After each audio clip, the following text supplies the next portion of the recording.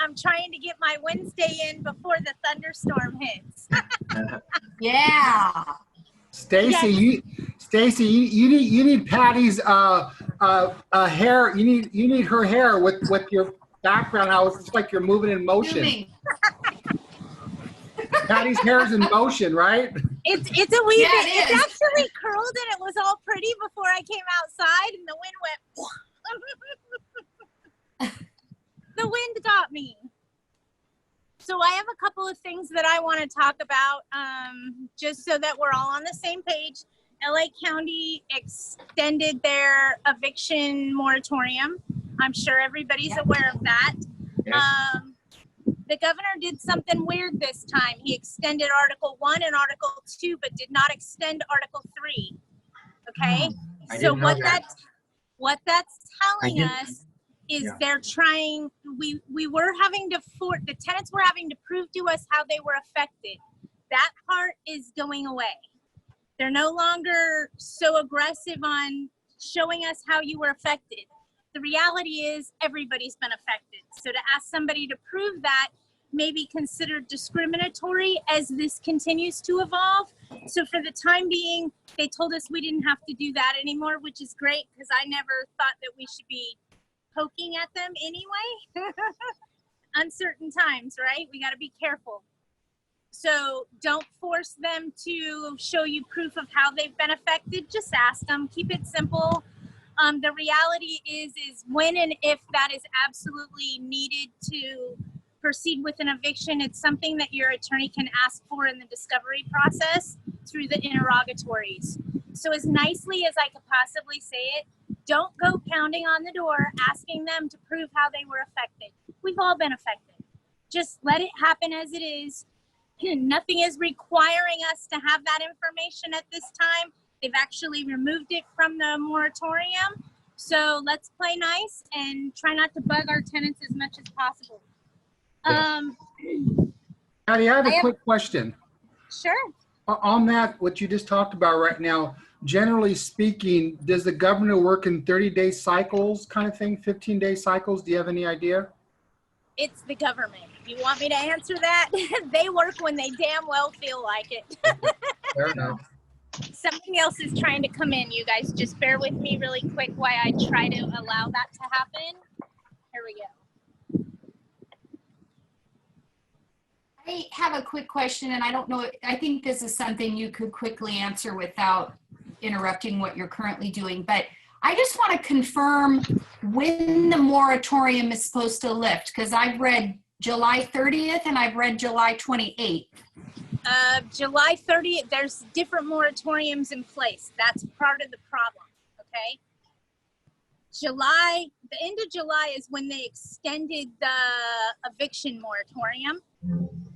And they're also looking at the end of July at this point to lift our order to shelter in place. So we have two different moratoriums happening, both hitting us probably the end of July. My guess is we will hear from Fair Housing before then. Just because we haven't heard from them yet. What's a reasonable amount of time to terminate tenancy or increase rents after a global pandemic? We don't know yet. So I'm most certain that we will hear from the Department of Fair Housing prior to us lifting that order to shelter in place. And then we'll have the when and a better understanding of what is all evolving. But until that happens, we're just playing the game. And so July 30th, I'm sorry, so July 30th is for all counties, some counties? LA County extended their eviction moratorium. You can't do evictions in LA County until after the 30th of July. And okay. I believe they're gonna try to lift the order to shelter in place by July 28th. Here's the reality of that. They said that back in May. Remember, we were all gonna be out by May 17th. So again, these are just projections and nothing for us to count or sink our teeth into. They could prolong it again. All's fair in politics, right?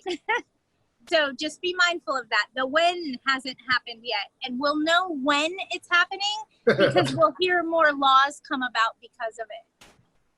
Okay, and one more question on notices to enter. Is there a problem with that or? There Fix what could the car- potentially be. So what are you trying to enter for? Is it for necessary or agreed upon repairs? No, it's for properties that we have for sale and the new owners are taking with the current tenants. So Understandable. I'd try to play as nice as you possibly can within that scope, and make that tenant, I'm going to say this and you can hold it to me. Manipulate that tenant the best to your ability to make them cooperate. You could Okay. offer them a rent incentive during the time. We know this is inconvenient, but we have to do these inspections. The landlord's willing to give you $100 off your rent for complying with the request to come in and facilitate, the home Lovely. inspector, the lender, Yes. whomever it may be. So you may want to try some manipulation tactics there, some compensation tactics. They tend to be, when you start talking with money, people listen, right? okay, yes, It works for all of us, so it works Yeah. for them too. But if they really wanted to be jerks, they could just not let you in, and you can't enforce it right now that they're in violation of their contract. So you want to I play see. as extremely nice and sweet as possible, and maybe Okay. sugarcoat that with some rent deductions or a concession, if you will, for offering or inconveniencing them for showing it during that time. Lovely. Okay. Okay, I have a couple more things I want to talk to you guys about. Again, I can't encourage you enough. Stay calm. Don't run into the fire. More people are joining us, which is fine. If you're just joining us, hi, you have a question, make sure you unmute yourself, add video if you'd like us to see you. We're talking about how LA County extended the eviction moratorium until the end of July, and we could be looking at the order to shelter in place lifting by the end of July as well. But again, these are projections. They're not set in stone. They can change when the wind blows. Also, wanted to talk to you guys. When this COVID thing first happened, I said, all we need right now is an earthquake, a tornado, some kind of natural disaster to take us down even further, right? 2020's been giving us one challenge after another. And I had mentioned to a few people that from a tactic of a military standpoint, you kick your enemy when they're down. So my thought was we would probably get a terrorist attack, but I never thought that the act of terrorism would come from within. With that being said, I have a few things to talk to you guys about as far as any of you that are managing commercial property. I lived through the Rodney King riots. Actually, it was in my neighborhood at the time. We had the National Guard marching up and down our street. I mean, it was no joke. It took almost 15 years for those shops to rebuild, for those neighborhoods to rebuild, the ones that were burned. And I think everybody needs to understand something. If you've never had business insurance, this may be something you want to know. So pay attention, okay? I might ask questions later. When an owner owns a parcel of land and it's a house, they can get homeowners insurance. Our owners have it. We all know that homeowners insurance does not cover floods and it does not cover earthquakes. Would everybody agree with that? We can buy a separate rider on our policy that costs buku bucks to be insured for earthquakes, but it's not something that comes with our homeowners insurance. Just so everybody knows, acts of rioting, looting, and civil unrest are not covered under business insurance. It's an additional rider that they must get, just like us owners having to get earthquake insurance. So for all those people whose businesses have burned down or they were looted or rioted or whatever happened, that's a loss. That's not recouped. Insurance doesn't cover that. So just something else to think about as far as restarting and re-kicking the economy is that here's another challenge we're having to deal with. I don't agree with everything that's going on. Peaceful protest, I'm always in for, let your voice be heard, but the looting and the rioting and the civil unrest, I don't agree with. I'm sure none of you agree with. It's acts of terrorism. And for these small mom and pop businesses that were on the brink anyway with COVID, this could be just what pushes them right over the edge. So just something for everybody to be mindful of when people start talking about their business, especially if you have a tenant that has a business. If they were affected by this, know that they're affected by this in the worst possible ways. Their insurance doesn't protect them. Okay? So that being said, be mindful if you have somebody that is on that verge or has their own business and was a victim of the looting, the rioting, the civil unrest. It is, don't think that insurance is going to save them, because that's not how that works. Okay, you guys, no joke. Look how much the thunderstorm has moved in. I may be getting wet here shortly. All right, so you almost fell down. Does anybody have, I'm gonna actually take a walk with you guys and get a little further away from the road. Not me.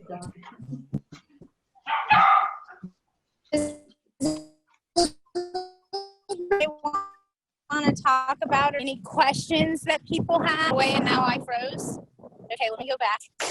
I'm just going to make a comment on what you're talking about. And I don't know exactly who, but you brought up a thought, was that in the last month or so, I heard on the radio, I think it was, that it was one of these large stadiums or something like this, and they had this type of insurance for a pandemic. And so they're going to get compensated, but it's along the lines of what you're talking about, how there's separate insurance policies out there. And anyways, this news report, I guess these people, they were protected because they bought this extra insurance for a pandemic, which was kind of unusual because they don't happen, once every 100 years,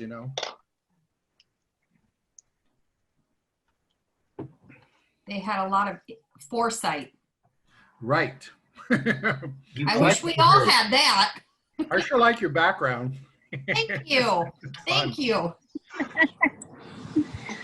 So with that being said, I mean, just look at you with an owner's policy. We all know how much a homeowner's policy would increase our insurance. It's ridiculously expensive. The deductible is insane. So even if you have that separate rider on your policy, it's going to be huge. Also, Reassure Rent seems to be covering the COVID pandemic, just so you guys know. So that seems. Repeat that. Reassure Rent. Eric Jarvis owns a company called Reassure Rent. Okay. And basically, it's default insurance. So if the tenant doesn't pay the rent, the insurance kicks in. They pay $1,500 for legal expenses. They pay 6 months worth of rent during the eviction. I mean, it's just another way we have to protect ourselves. But that is being covered through the We pandemic. actually have that. That's crazy. I did not know. Hey, Reassure Rent's a good product to have. Okay, great. All right. So anybody have anything else they want to talk about? Well, Questions, problems? we're just looking at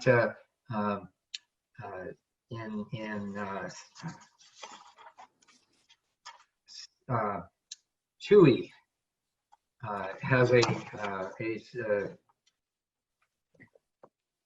Chewy is one of the legislators from San Francisco, and he doesn't have the words for it, but we know kind of what he's going to try to put in it.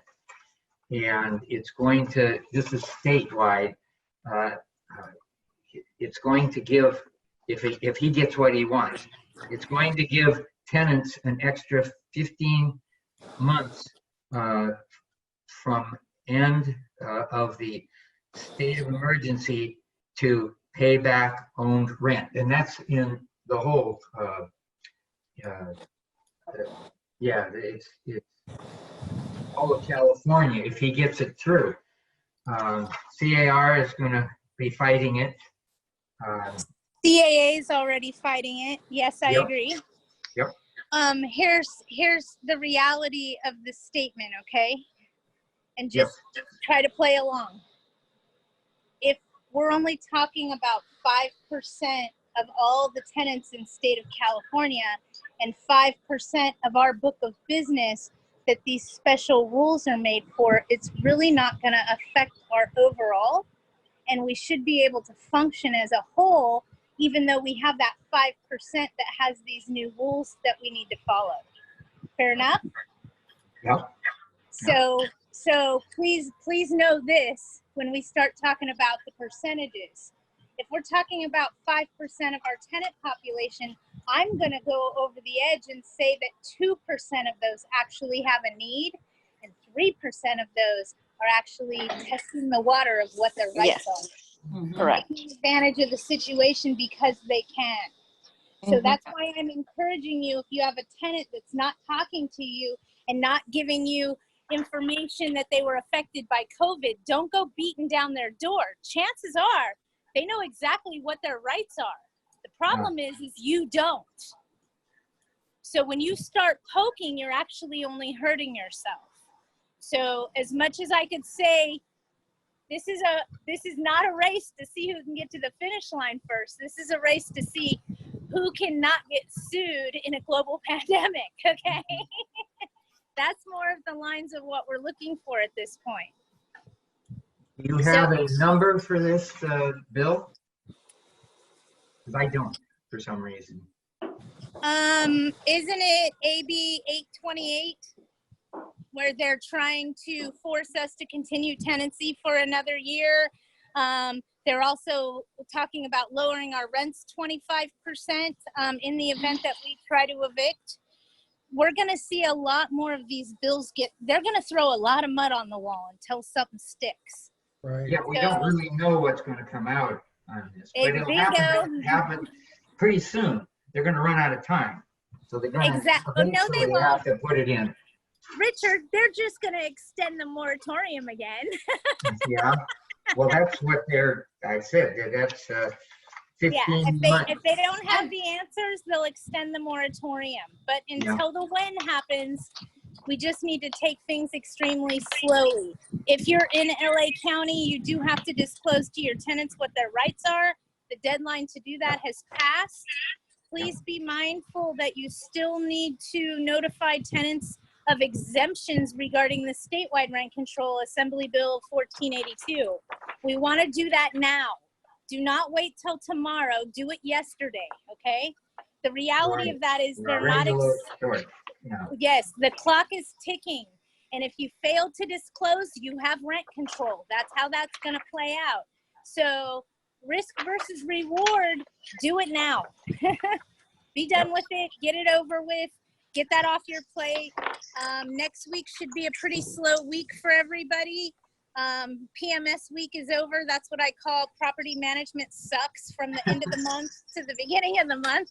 You know, you got to line out your door. Everybody's telling you everything that's broken. You're trying to get your repairs in order. We call that PMS week. Property management sucks. We're out of PMS week. Let's get all those disclosures done that were exempt from 1482 because of that deadline date's going to be here before we know it. And then we're going to be stuck in a position where we're limited, and we don't like that. Okay, and then for the ones that are affected by 1482 that we have to do a rent rollback, if they're already in eviction and we owe them a rollback, how should I play that out?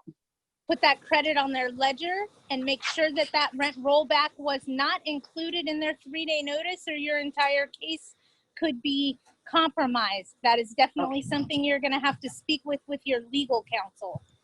Okay.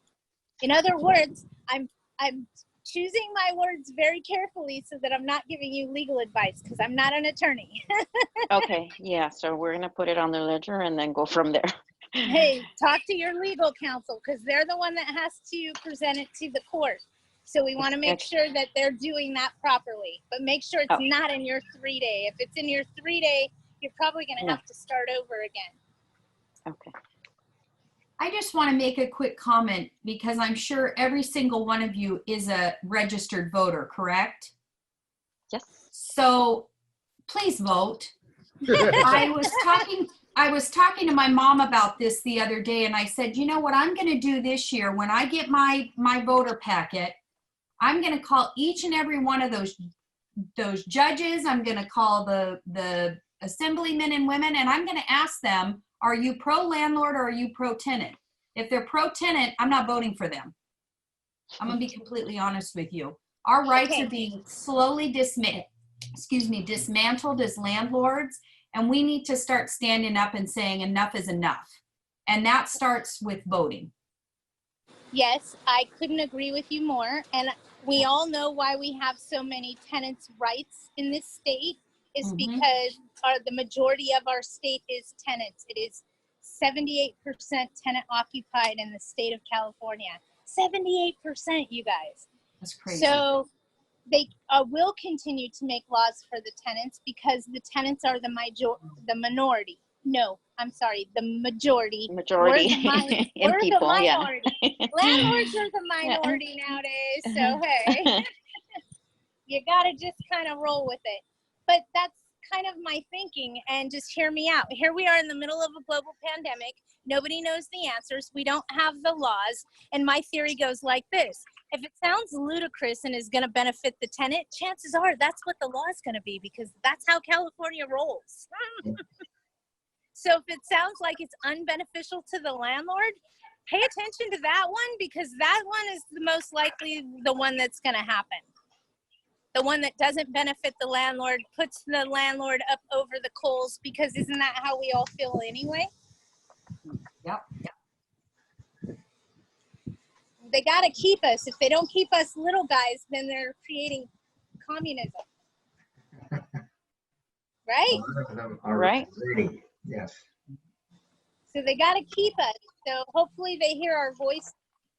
And Stacy's right. We have to get involved with these apartment associations and really support them when it comes to fighting these assembly bills and Senate bills to keep us out of hot water. I mean, it's just crazy the way it all comes together sometimes, you know? Quite honestly, anytime one of those emails comes through my email, I forward it to my owners. Please sign this, read it. If you believe that, you know, something needs to be done, please sign it and send it to your assembly man or woman.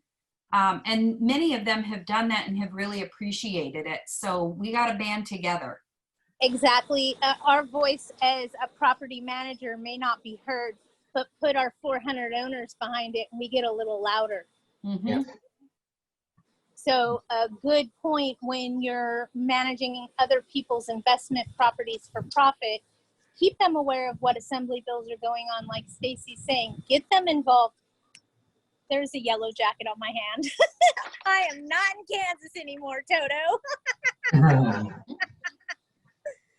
So as long as I don't see a snake and you guys don't have to witness that, I'm good. And I am so grateful that last week we were not live when that earthquake hit, because you guys would have seen Patty just totally lose it. I don't handle earthquakes or snakes well. I'm like, I told my daughter as soon as I calmed down from the earthquake, thank goodness I wasn't live. It would have been bad. Everybody would have had it on video. But yeah, we need to keep our owners in the know so that they can send up just as many good wishes and get the voice heard where it needs to be heard of, hey, we're not going to go quietly into the night. That's not our intentions. You know, this is our future, our livelihood, and we have a right to be able to run our business. Absolutely. Provide. Anybody have anything else that they need to talk about, want to discuss, need a little clarity on? No, I don't think so. No, I think that's covered all. Nobody? I'm liking You're a it. good teacher. Hey, and I wanted to do Wednesdays with Widget just so we all stayed connected. I mean, some of us feel like this is only happening to us, and then we get involved in something like this, and it reminds us, no, we're not alone. There's all kinds of property managers and investors and they're all on our boat. They're feeling the pressure that we're feeling, and you know, we're all here to help each other thrive and navigate our way through this so that we don't end up in bad situations or, you know, huge lawsuits. I don't want them knocking on my door with a lawsuit. I hate them. Well, I like to keep it that way. Keep it nice, keep it sweet. We do have the 4th of July holiday coming. I don't know if you guys send out newsletters. If you have illegal fireworks in your city, your newsletter to your tenant, it's a great time to throw that in there also, just as a reminder. Because if they get a fine because they're having a firework party at the house, it will most likely fall on the owner. And then you'll have to bill it back to the tenant. So just something else to be mindful of is if fireworks are illegal, you may want to put that in your tenant newsletter. I know a lot of people do owner newsletters. Does anybody do a tenant newsletter? We do updates. Okay, I did one quarterly talking about weather changes and things like that. If you guys need help putting together a tenant newsletter, let me know. I have all kinds of ammunition to help you fill in those holes with little tips and tricks for them as well. Every 3 months. But I usually do my tenants based on the season unless something crazy is going on, you know, like COVID. Oh, goodness. Richard, are you ill or are you just practicing social distancing? No, I have Carmen sitting right next to me here. Oh, hi. I didn't see So her. we're trying to do it the right way.